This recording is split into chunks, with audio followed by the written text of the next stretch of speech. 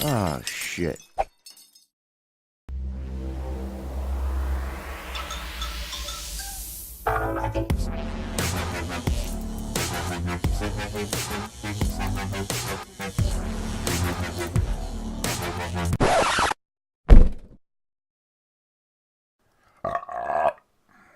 And we mentioned Skynet, and there's an auto reply bot on Twitter that's under Yeah. on the handle of Skynet, and it inserted itself into our conversation. We're like, what? yeah, just like out of nowhere, there's a Twitter reply from Skynet, and you're like, Yeah, we're fucked. Just so you know, Kirak, I'm still getting those drops. We had a couple of those during the speed bits. Okay. Did it manifest in audio getting cut out or video getting cut out? Video freezes, audio goes out. It is to suck. I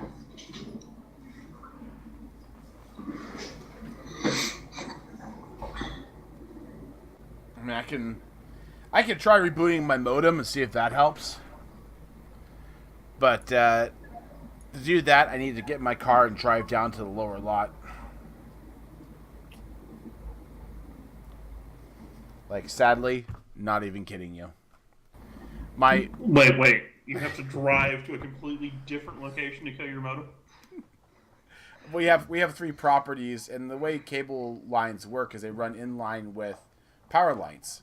Yeah. And so the 2 bottom properties, one of which is completely nothing's there, but the very bottom one has a pump house and an old RV sitting on it rotting. And that lot can get Comcast. My lot that my house is on at the top of the hill is on a different power network, and Comcast won't serve that one. So I can't technically get Comcast. So I have a modem on that lower lot. My water pump house has high-speed internet. And then I literally have, since that awesome. Lot no longer has power anymore because temporary power pole that was there got knocked down. They didn't want to put it back up. It has no power. So I have, from my house up here, a 500-foot run of Romex going down through the forest to power that pump house to give it power. And then there's a 425-foot Ethernet cable coming back up through the forest. Oh my God. Do you live in Tennessee? Because I lived in Tennessee. That is some redneck shit right here. Santa Cruz Mountains, baby. Bonnie Doon. We all hillbilly up in here. That is some serious redneck shit. Mm-hmm. The best part, one roll of Romex isn't long enough. It's like 250-foot roll or something like that, 300 foot. So it ties in at the house, runs down through the forest, and then it ends, but it's not there yet. So I got a little, junction box, found a tree that had a knothole in it, kind of like, that deep, and mounted the junction box inside the tree and ran the wire up into it and back out. Awesome. You should take a picture of it and tweet it out, man. Yeah. I've got to see pictures of that. Picture didn't happen. Well, I'll have to see if I have the picture or not. I'll send it to you. But yeah, it's like you're walking through the forest and there's like literally this little junction box of wire coming up into it. It's like, oh cool, powered tree. It's painful when the pony you get behind just doesn't pan out. I mean, I used to be an AMD fan, but AMD in the mid 2000s got ahead of Intel by a little bit. Yeah. And it was very short-lived. And Intel came back and then, kind of kicked their ass to the curb. And then, before AMD could even rebuttal, they kind of curb stomped them. And then pissed on them. And then took a dump on their head. And AMD just kind of faded into the night. And I like how you brought up the Commodore 64, but you didn't bring up the Trash 80. Come on. Oh, the Trash 80. Yeah. The Tandy TRS-80. Oh my commonly God. referred to as the Trash 80. Trash 80. I remember the name Tandy. Oh at one of my jobs back in 2007, we were in a building that part of the building that we were taking over was being moved out of by a small school, a training school, and there was gaming with everything, and there was some weird crossover. They were pulling stuff out. We were bringing our stuff in. And there was a pile of stuff there. And there was a fucking Trash 80 sitting there. Complete Trash 80 from what I could see of it. And the guy's like, hey, you want it? I'm like, I can't bring home anything more. My wife will kill me, damn it. God damn it! Why did I just take the fucking thing home? Yeah, the old TRS-80, man. I had one of those growing up, by the way. See, I wasn't computer savvy. Like, all through my high school, post-graduation, my family finally my uncle moved in with us, and he had a computer. And that was my first instance of having a computer in the house. So I graduated in 94, never had a computer in the house. We did research the old-fashioned way. I rode down to the library.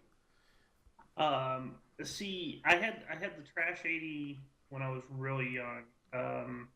Remember having it in Michigan. We left Michigan when I was. We moved from that house when I was like 4. I remember having it, and then we moved. I don't remember losing it. About my early life, my cousin, my uncle was a self-employed contractor. So they started out with a Apple IIe, which he'd use for finances and whatnot. And of course, we ended up getting Zork and Load Runner and whatnot. Yes. And then they ended up going to the Apple, it was like 2C or whatever we played the original SimCity. Like, okay, we're gonna launch SimCity here, so we need to go ahead, and it wants us to take this book that's like dark purple pages with dark ink that can't be photocopied. But to open it to page 52, line 36, and type in that word. Yeah, I remember security. Those days. Security. Speaking of the original SimCity, my dad had gotten us a computer for Christmas one year. Had the original SimCity on, what was it, 3 floppy disks? No shit, my brother and I, we put the first disc in, hit install, went and played Cars, went and played with our Matchbox cars. Yep. While we were waiting for it to install, we come back an hour later, and it had just finished up, so we swapped discs, went back and played with the Matchbox cars again. Conk. Slide it out. So you're talking about the actual 5-inch floppy, right? No, this was 3.5. Mm-hmm. Yeah. Yeah. It was a 3.5-inch plastic floppy, yeah. but It was the hard floppy. Yeah. But it took 3 hours to install it on our first computer. The next computer that we were bought, we installed it in 3.5 minutes. Off the same set of floppies. Can you tell the computer difference? Yeah. Yes, my first computer experience was the end of the 90s. It was 98, 99. I was car monkey working at Goodyear, and I had a bunch of friends that were IT, and so I had a relationship with them that I did the oil changes and whatnot, and then I get time on the computers. And at some point, the amount of time I was spending on their computers was disproportionate to the time I was actually working on their cars. And so one day they walked out and dropped a cardboard box in front of me with a bunch of stuff in it. And said, here's your computer put together, and walked off. I'm like, this will be a new experience. Actually, I still have that too. This is my. I still need to find a video card. I'm missing the video card, but this is actually my original computer. This is a Pentium Pro 200, maybe. No, a Celeron 450 actually. Oh. Celeron 450 with the upgraded. I think I had 32 megs of RAM, 216 Sims in there. The super hoopty AGP video slot with a Voodoo 3 AGP. Wow. Voodoo 3 video card. Nice. And I had a 40 gig hard drive with it. So I need to find. I found one Voodoo online, but the fucker wanted like $250 for it, and I was like, ain't doing that. Sorry, but I will fucking find it, and I will get either Windows 98 or XP. Cause that's two versions I had on this thing. in the day. See, we were ahead of the curve.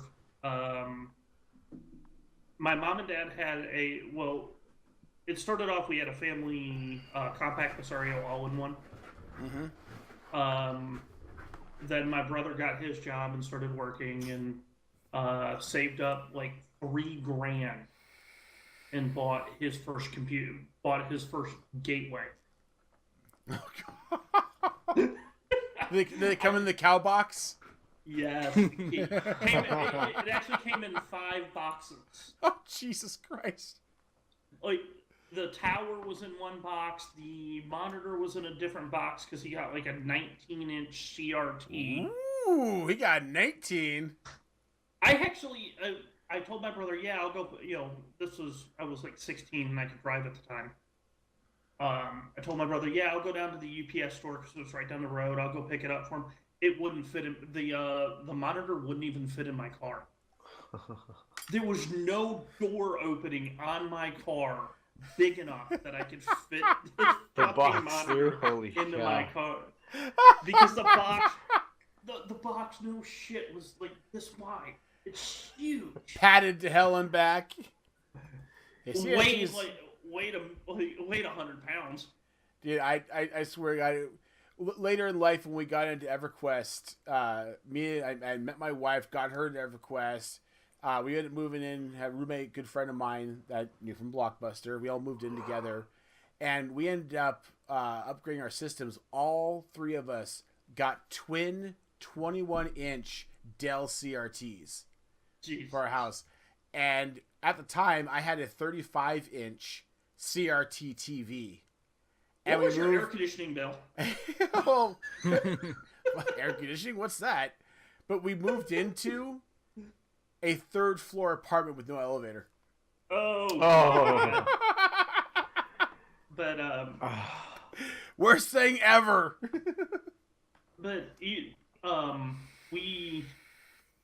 the company that my brother worked for, I had his old Packard Bell. I had a Packard Bell 486 at the time, and I was saving up money to get a new computer, but I just, $3,000, ridiculous.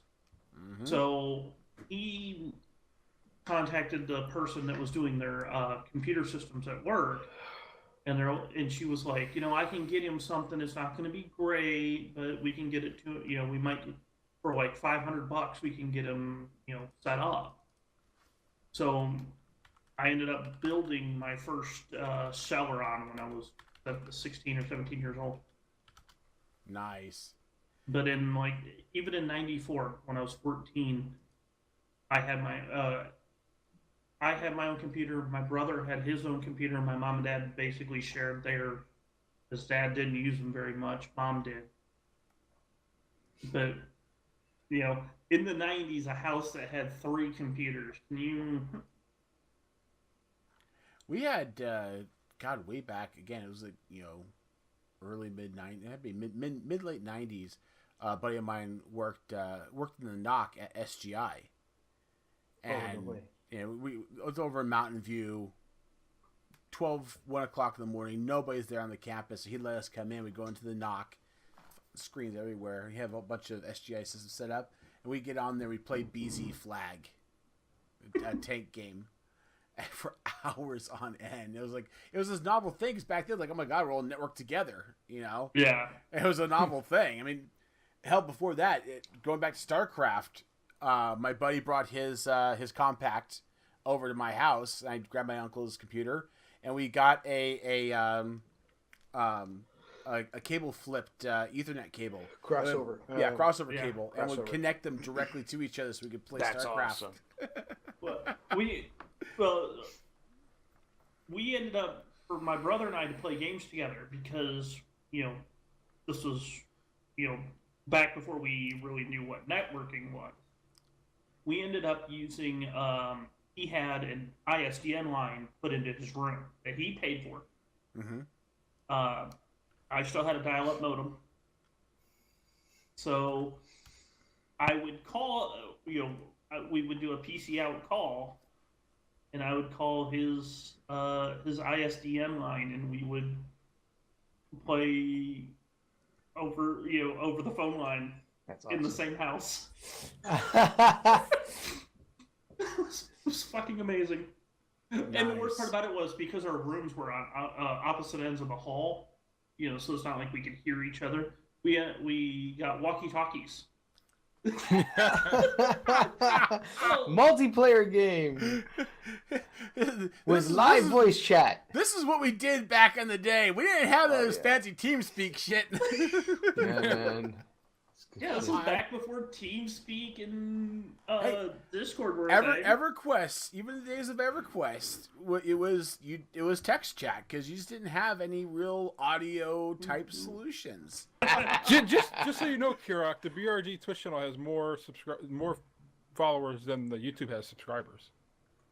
Sorry, say that again. Twitch has more followers No. than there are subscribers on YouTube. No. Really? For BRG. Yeah. How many does Now Warp is checking. how many BRG have?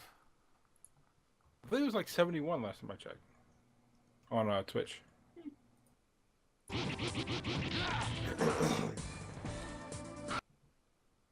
Hang on, let me pull up Twitch. I always, for some reason, actually getting there. Damn it, I never know how to look. I always mix Twitter and Twitch. I always get those two freaking confused. Where are the numbers at? How do you know how many? Yeah, 77 followers for Bottle Rocket Yeah, Gaming and 77 Twitch. Where do you see this? I never know where. There's Go to the 3 little channel. buttons. Oh, there you Yeah, go. if you go to the I channel- had to pull my thing out a little bit. Follow Oh. 77. For fuck's sake, Kirok, what the hell are we doing wrong? I don't think we're doing anything wrong, and if anything, we should be able to tell the people who are watching that they can come see the podcast. Seriously, or we what can do the the hell? podcast live.